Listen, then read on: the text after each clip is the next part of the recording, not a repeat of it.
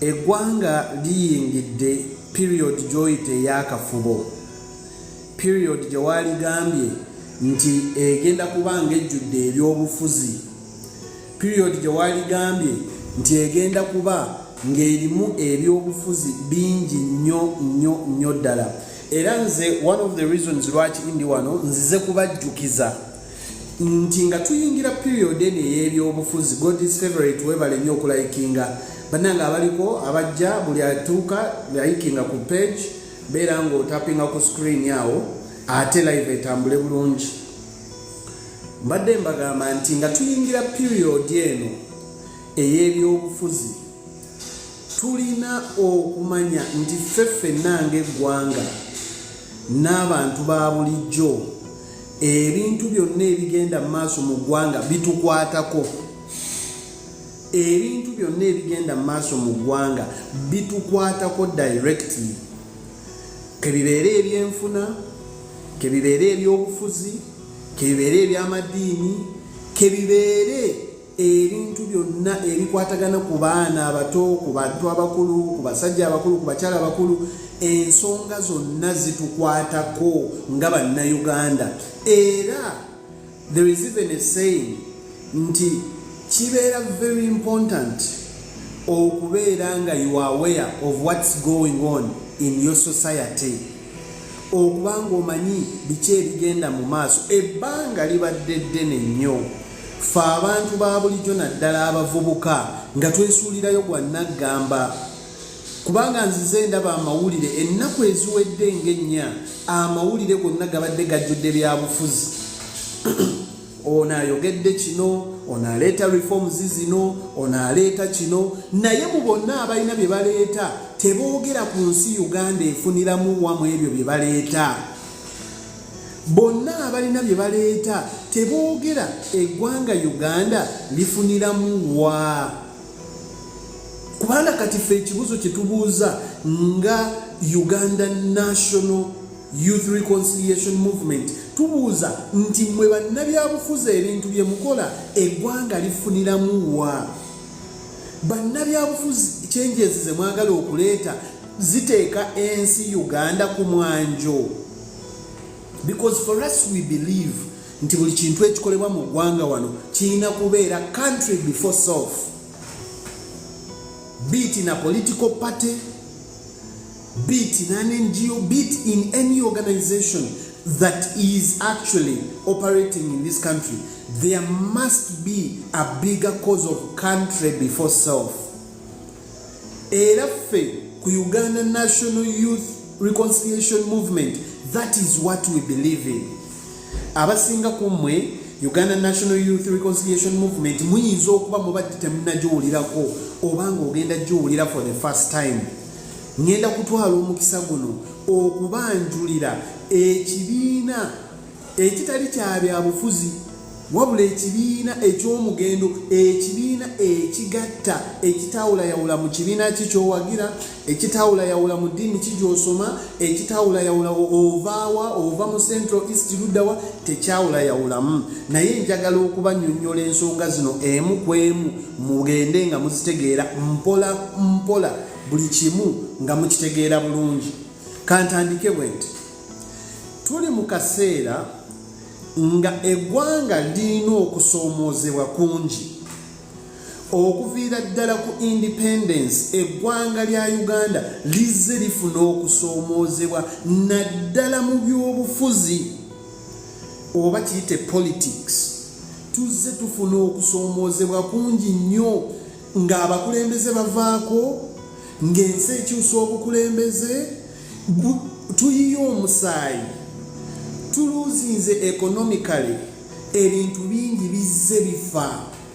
Naye ate ekisinga okwennyamiza kwe kubanga history oyo gwe tuyiseemu naye yennyini twamusuula muguluka.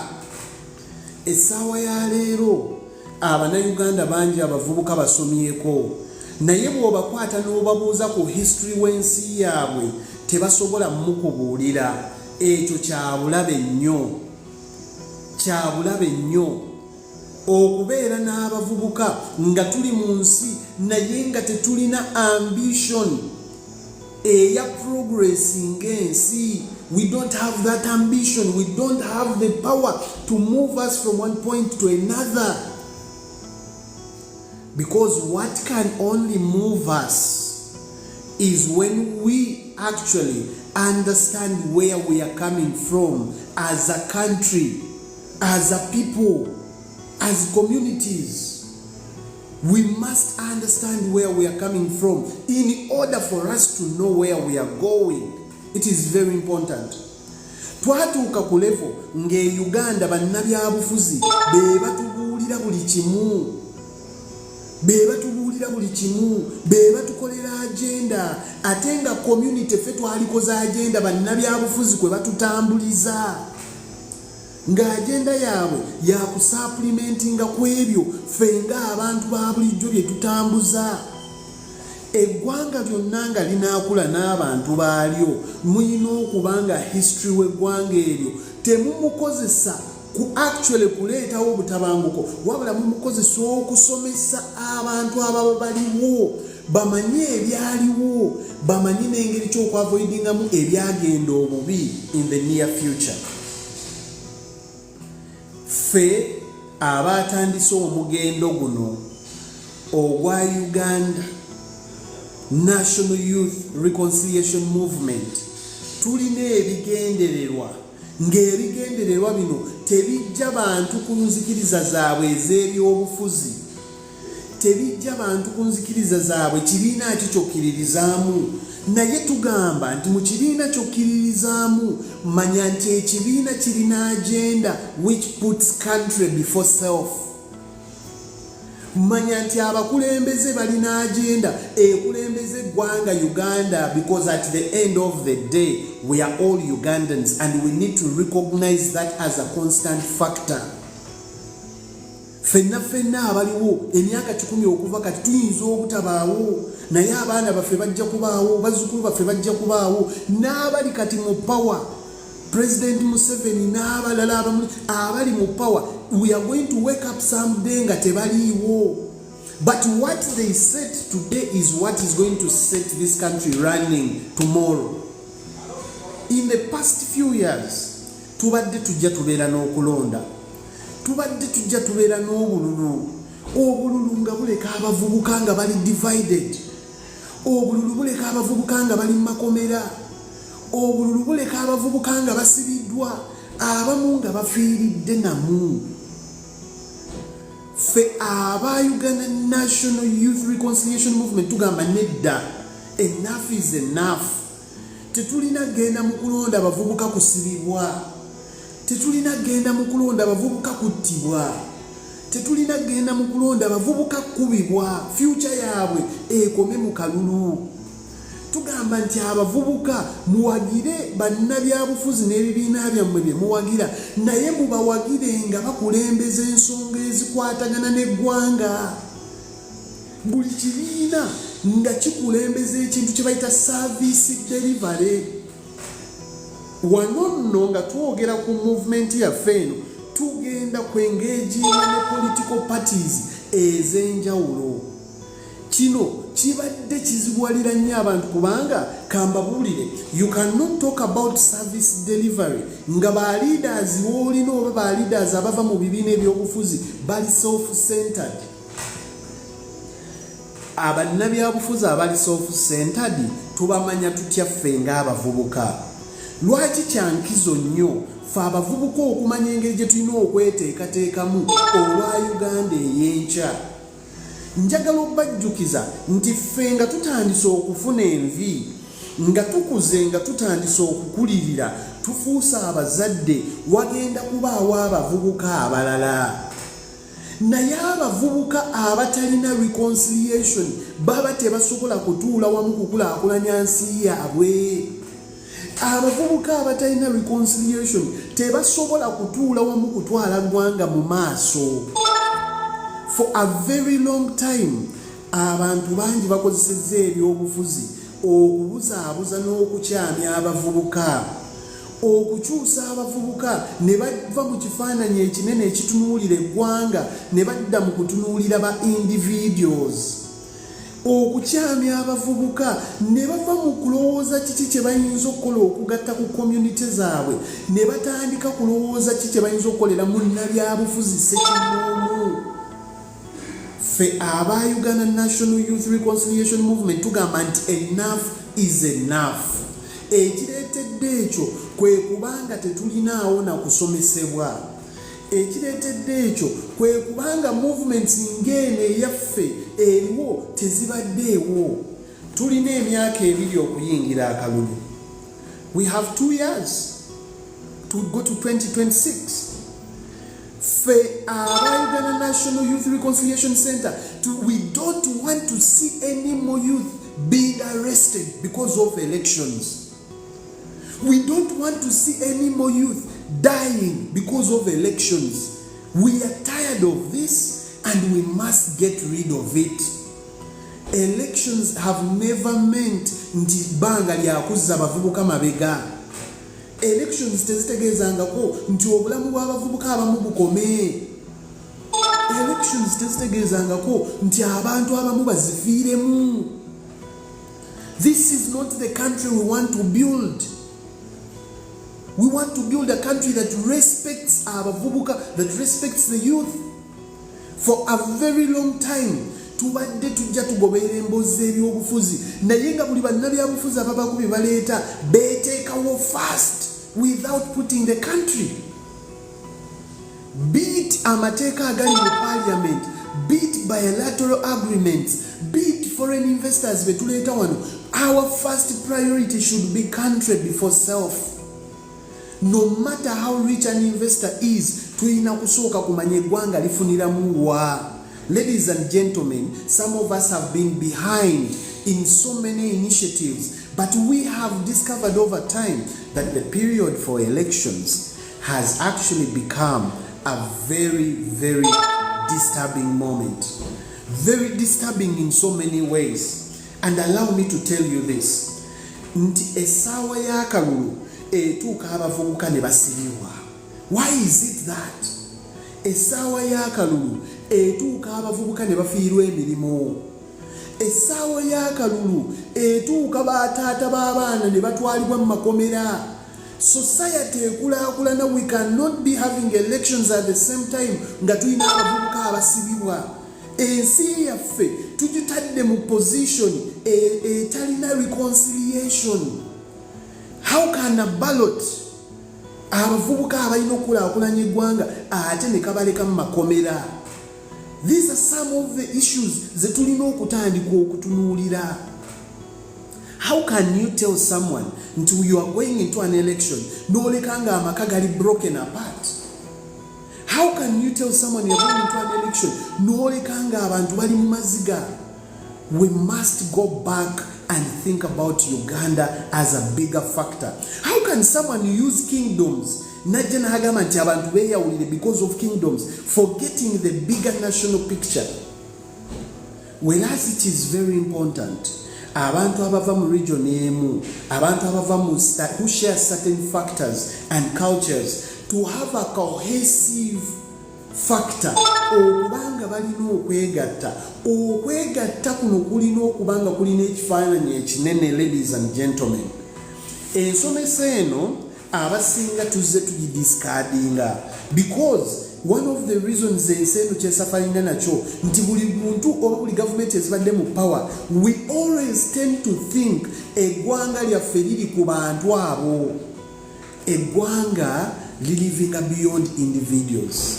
Eggwanga lilivinga beyond generations. Eggwanga lirina okubeera ku mwanje nnyo ku byonna bye tukola ng'abantu ba bulijjo, ku byonna bye tukola nga gavumenti, ku byonna bye tukola ng'abantu abakola bizinesi, ku byonna bye tukola ng'abasomesa, ku byonna bye tukola ng'abasawo, ku byonna bye tukola ng'abazimbi b'ebizimbe, abazimbi b'enguudo. Buli omu ateekwa okuba ng'ateeka ensi mu maaso nga tonneeteekawo. Kubanga gwe nga individual, you are not bigger than Uganda. We cannot go for another election in 2026, I can tell you, and we keep getting youth into prisons. This is a very huge task the government needs to face right now, and even release all those youth abasibibwa olw'ebyobufuzi bwe bamala obbasumulula, they must be reconciled. They must be taken care of psychologically and physically. These are people who are arrested. They needed to have a future. Ugandans need to have a future. Ladies and gentlemen, sitting in that government office, sitting in that service desk does not put you before the country.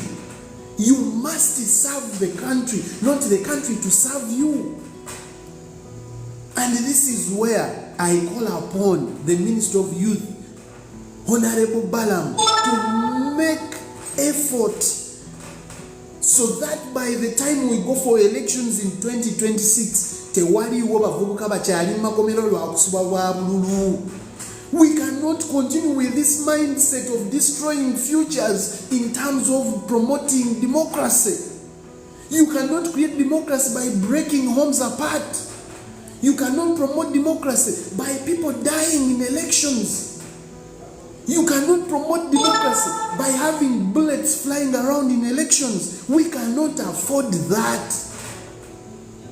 Ladies and gentlemen, we must get to a level where service delivery becomes a merit for all leaders. We must get to a level where people we vote into offices are voted on merit.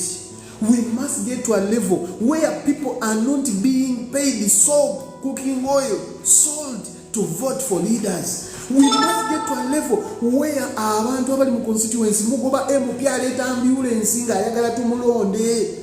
That is not the work of an MP. We should not be accepting investments from politicians ezigenda obaletera okugenda okweteekawo before the country. Ezigenda okwetunuulira before they look at the national interests. Because this is what we have done for a very long time. MP najja n'atugulira ambulance nga tugenda kulonda next year. MP najja n'agula ambulance ng'abantu batandise okulonda. This is wrong. A member of parliament alina kuleeta birowoozo n'endowooza. That is what it takes. That is what it takes. We must go back to where we are supposed to be. Uganda must go back to where Uganda comes first in every aspiration, in everything that we do as a country. We must have Uganda first. This is not a conversation to come and preach patriotism. This is not a conversation to come and just talk. We must walk the talk. We must walk the talk. We don't have much time left. This country is going to be left behind. Ladies and gentlemen, bananga abali konsaba mutapinge ku screen. Mutapinge ku screen TikTok eleme tunafuya. We must get back to where we are supposed to be.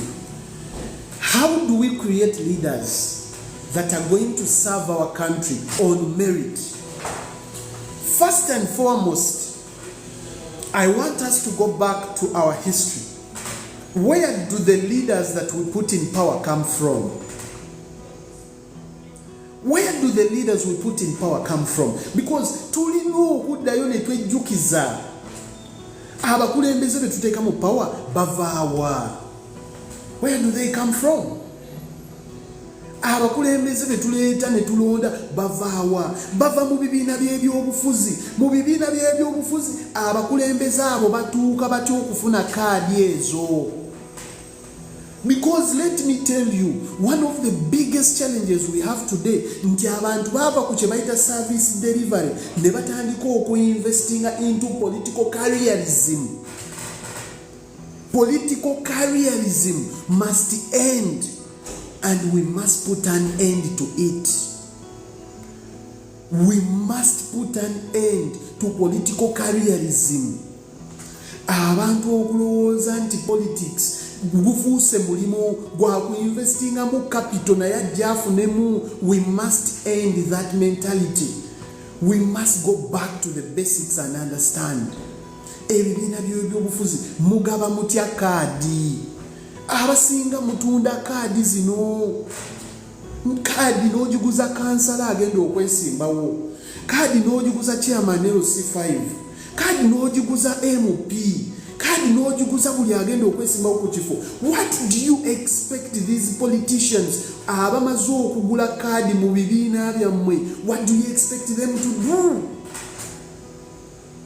They are investing in service delivery because omuntu ayagala kufuuka MP asavinge naye n'omuguza kaadi y'ekibiina miliyoni 10, n'omuguza kaadi y'ekibiina miliyoni 5, chairman LC3 n'agula kaadi y'ekibiina miliyoni 3. This is where we got the whole equation wrong. Temusobola kuvaayo nga mmwe